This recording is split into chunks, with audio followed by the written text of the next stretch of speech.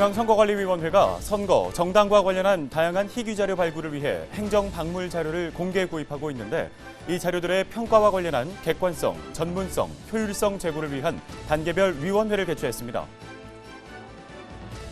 중앙선거관리위원회가 2005년부터 2014년 제작분의 구서식 정치자금 영수증을 전량 폐기하기로 결정했습니다. 이번 폐기 이후 취합된 자료를 통해 내년 양대 선거를 대비한 정치자금 영수증 제작 여부 등이 확정될 예정입니다. 중앙선거 여론조사 심의위원회가 국내 대학생과 대학원생을 대상으로 현행 선거 여론조사 제도의 개선 방안 마련을 주제로 논문 공모를 실시합니다. 논문 공모는 오는 7월 30일까지 참여할 수 있습니다. 중앙선거관리위원회 선거연수원이 2021년도 제1차 민주시민교육 자문회의를 개최했습니다. 이번 회의는 민주시민교육자문위원과 선거연수원장, 선거연수원 각부 부장 등이 참석해 온라인 화상 시스템으로 진행됐습니다.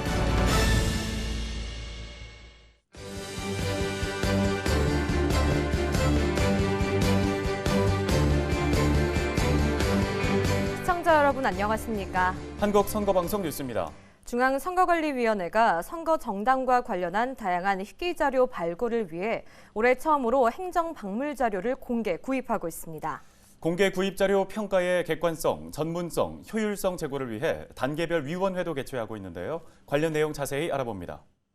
중앙선거관리위원회가 지난 23일 선거 정당 자료 중 민간에서 소장하고 있는 다양한 희귀 자료 발굴을 위한 선거 정당 행정박물 자료 공개 구입 자료 실무를 대상으로 평가위원회를 개최했습니다.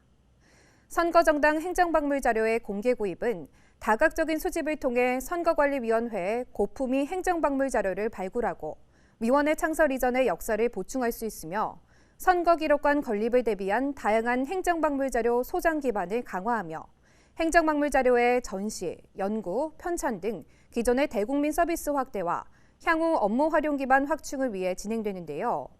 선거사, 정당사, 선거관리위원회사 관련 자료 중 역사적 가치가 높은 행정박물 자료와 선거관리위원회가 보유하고 있지 않은 자료 등을 우선적으로 구입할 방침입니다. 기존에 가지고 있었던 자료를 넘어서서 그러니까 널리 외부에 있는 민간 자료들을 수집하는 좋은 기회를 마련한 것 같습니다. 기존의 박물관에서 유물 수집하는 방식으로 감정평가를 해서 가격을 선정하고 그것을 통해서 확실한 자료들을 확보하는 그러한 방식을 도입한 것은 더욱더 의미 있는 일이라고 생각합니다. 공모를 통해 접수된 자료들은 선정위원회의 평가를 거쳐 외부 전문가로 구성된 평가위원회와 최종 심의위원회를 통해 구입을 결정하는데요. 단계별 위원회의 운영을 통해 자료 선정 평가의 효율성과 공정성, 전문성 등을 확보할 방침입니다.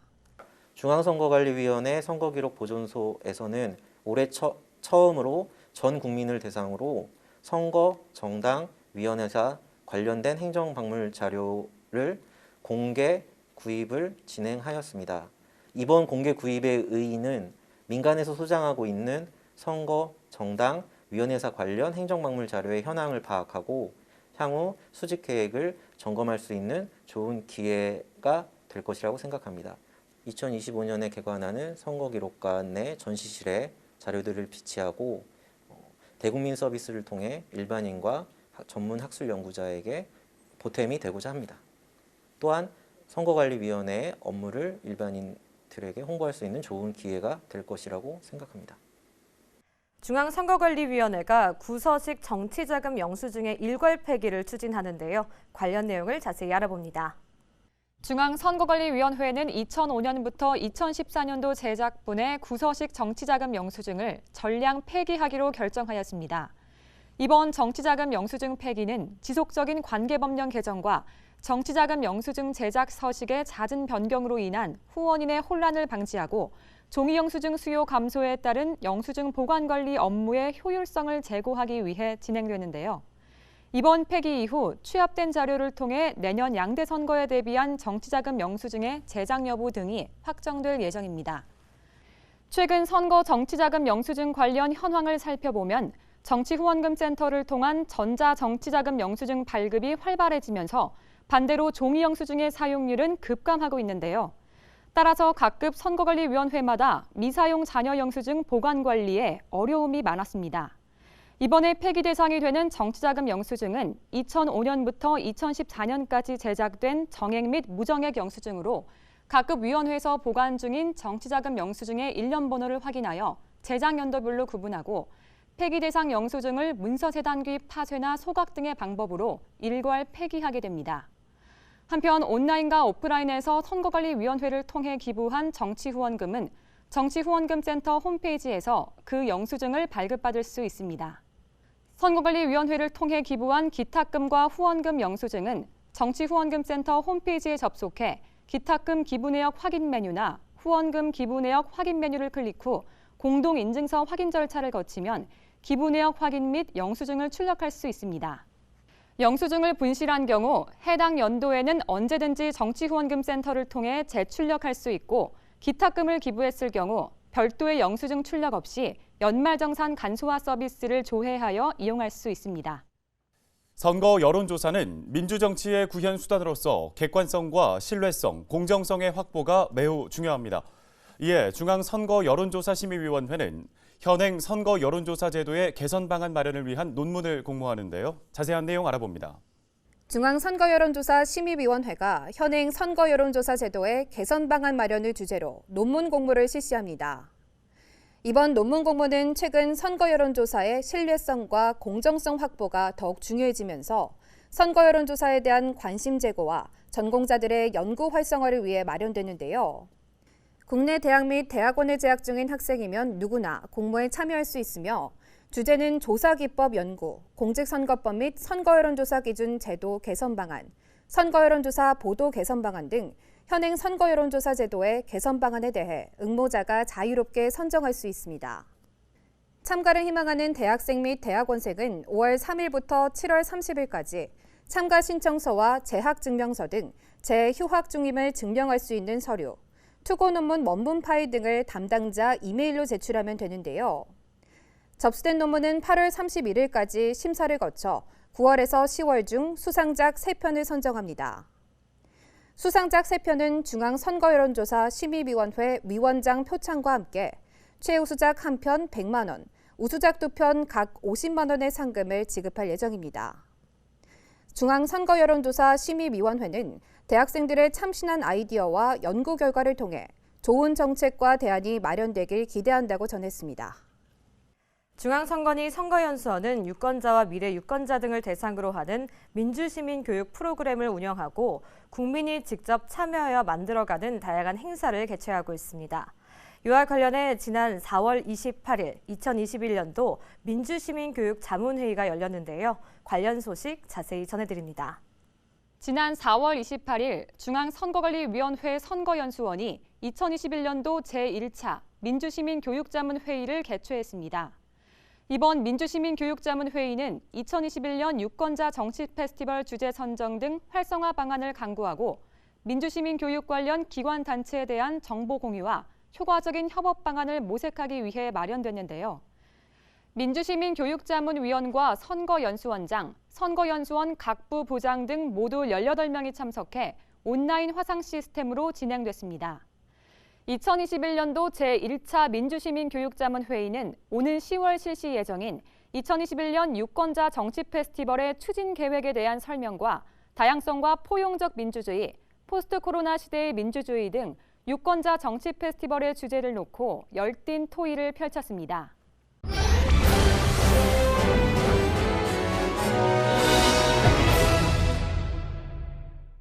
선거와 관련된 다양한 궁금증을 풀어주는 TV 똑똑한 선거 알림이 시간입니다.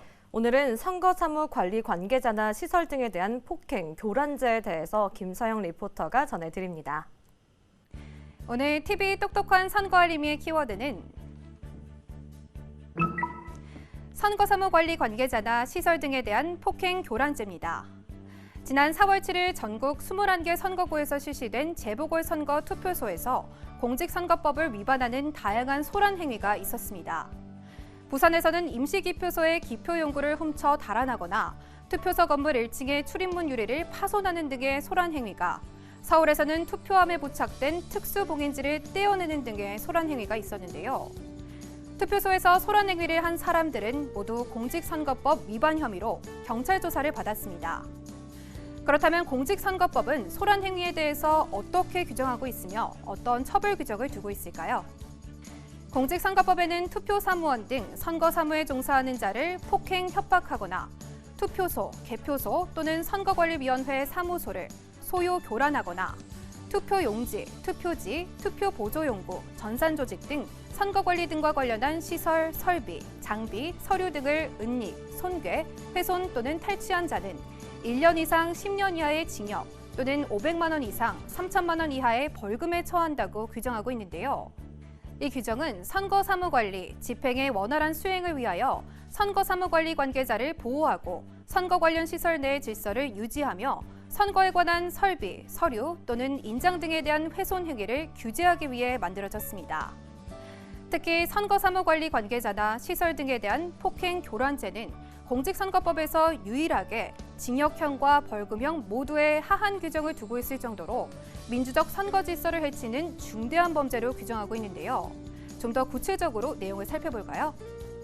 먼저 공직선거법에서 규정하고 있는 선거사무에 종사하는 자는 공직선거법에서 규정하고 있는 투표사무원, 사전투표사무원, 개표사무원 등을 포함하여 각급 선거관리위원회가 자체 규정에 의하여 위촉한 자로서 해당 선거관리위원회의 지휘 감독하에 공직선거법상의 선거사무에 종사하는 자를 포함합니다. 한편 선거사무관리 관계자나 시설 등에 대한 폭행, 교란죄는 투표용지, 투표지, 투표보조용구, 전산조직 등 선거관리 및 단속사무와 관련한 시설, 설비, 장비, 서류, 인장이나 선거인 명부를 은닉, 손괴, 훼손, 탈취한 사람에 대해서도 엄격하게 처벌합니다. 특히 선거일에 잘못 기표한 투표지를 무효화시키기 위하여 투표지를 훼손하거나 공개가 되어 무효가 된 투표지를 찢은 행위도 같은 죄가 성립합니다. 지금까지 살펴본 것처럼 선거사무관리 관계자나 시설 등에 대한 폭행, 교란죄는 공직선거법에서 중대한 범죄로 규정하고 있는데요. 따라서 유권자들은 법에 위반되는 행위를 하지 않도록 각별한 주의를 기울여야겠습니다. 지금까지 TV 똑똑한 선거알림이었습니다.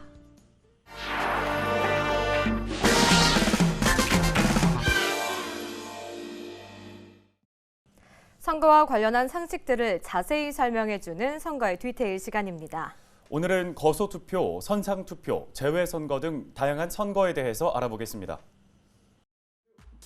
만 18세 이상의 대한민국 국민이라면 누구나 참여할 수 있는 권리, 선거. 이 소중한 한 표를 지키기 위해 바다 위는 물론 바다 건너 해외까지 투표소의 문은 활짝 열려 있습니다. 유권자의 선거권을 지키기 위한 노력, 선거의 디테일에서 알아보시죠.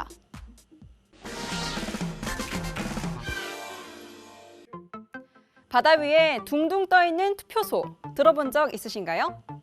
바로 18대 대선부터 도입된 선상투표를 이야기하는데요. 선거 당일 투표가 불가능한 선언을 대상으로 실시하는 투표로 말 그대로 배 위에서 투표가 진행되는 거죠. 아쉽지만 아직은 모든 선거, 모든 선언에게 적용되는 제도는 아닙니다. 대통령 선거 및 임기 만료에 따른 국회의원 선거에만 실시되며 선거권자는 대한민국 국민이 선장인 외항화물선, 외항여객선, 원양어선, 외국 국적 선박에 승선할 예정이거나 승선하고 있는 선원만 가능합니다. 이러한 선원 중 사전투표소나 선거일, 자신의 주민등록지 투표소에서 투표할 수 없는 선원은 선거인 명부 작성 기간 중 구시군의 장에게 선상투표 신고를 하여야 선상투표를 할 수 있습니다. 그렇다면 배에서는 어떤 과정으로 투표가 진행되는 걸까요? 그 해답은 팩시밀리에 있습니다. 구시군 선거관리위원회가 선장에게 팩스로 선상투표용지를 전송하면 선장이 이를 받아 선상투표자인 선원들에게 인계하는 거죠. 선원들이 투표 후 다시 팩스를 이용해 각 시도 선거관리위원회에 전송하면 투표가 손쉽게 완료됩니다. 이때 쉴드팩스라는 장치가 중요한 역할을 하게 되는데요. 쉴드팩스란 투표자가 기표한 내용이 보이지 않게 자동으로 봉합, 출력하는 기계로 비밀투표를 보장하게 하는 중요한 장치입니다. 그렇다면 몸이 불편해 투표소 이동이 불가능한 유권자는 어떤 방식으로 투표에 참여할 수 있을까요? 이럴 땐 거소투표를 이용하시면 됩니다. 거소투표란 유권자가 머무는 병원, 요양소 등에서 우편으로 투표할 수 있는 제도로 지난 제21대 국회의원 선거 당시 코로나19 확진자도 거소투표를 통해 투표권을 행사할 수 있었죠. 거소투표 또한 선상투표와 마찬가지로 선거인 명부 작성 기간인 신고 기간 내에 거소투표 신고서를 직접 제출하거나 우편으로 송부해야 한다는 점 알아두시면 좋을 것 같습니다. 또한 대통령 선거나 임기 만료에 따른 국회의원 선거에 있어서 외국에 거주하거나 선거 기간 동안 불가피하게 외국에 체류해야 하는 유권자들을 위한 투표 장치 역시 마련되어 있는데요. 외국에서 투표하려는 재외국민은 중앙선거관리위원회 재외선거 인터넷 신고 신청 홈페이지에 접속하셔서 국외 부재자 신고 또는 재외선거인 등록 신청만 하면 완료! 접수가 완료되면 재외투표 기간 내에 재외투표소를 방문해 소중한 한 표를 행사해 주시면 됩니다. 뿐만 아니라 직전 선거에 재외선거인 명부에 올라있는 유권자의 경우 별도 신청 없이 투표할 수 있다고 하니 알아두면 좋겠죠? 이처럼 어디서든 유권자의 소중한 한 표를 행사할 권리, 선거관리위원회가 끝까지 지켜드리겠습니다. 지금까지 선거의 듀테일이었습니다.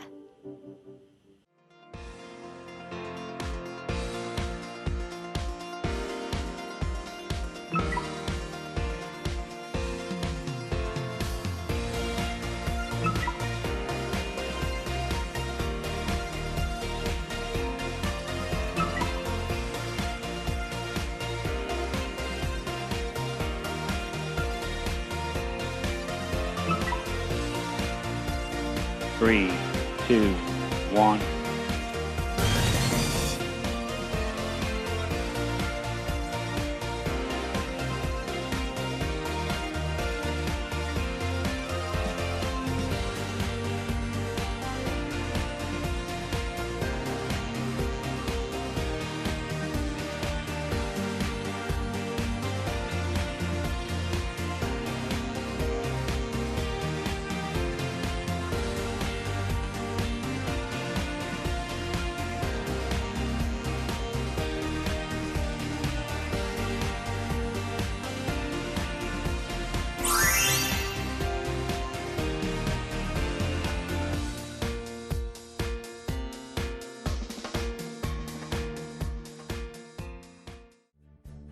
중앙선거관리위원회 선거연수원이 제10회 강연 콘테스트를 개최합니다. 청소년부와 일반부로 나뉘어 예선, 본선, 결선으로 진행되는 강연 콘테스트는 대한민국 국민이라면 누구나 참여할 수 있는데요. 참가를 희망하는 사람은 민주주의, 주권, 선거 정치 참여의 중요성 및 정책 제안, 18세 새내기 유권자 선거 정치 참여 등의 내용으로 강의, 연극, 춤, 노래 등 형식의 제한 없이 7분 이내의 영상을 제작해 오는 7월 30일까지 선거연수원 홈페이지에 접수하면 됩니다. 중앙선거관리위원회 선거연수원이 민주주의 발전에 기여하는 정치사회 지도자 양성 과정인 제14기 민주시민 정치아카데미를 운영합니다. 민주시민 정치아카데미는 선거 정치의 필수 과정과 경제, 사회, 교육, 과학, 역사, 인문 등의 교양 과정으로 진행되는데요. 제14기 민주시민 정치아카데미에 참여하고 싶은 사람은 6월 30일까지 선거연수원 홈페이지에 신청하면 됩니다.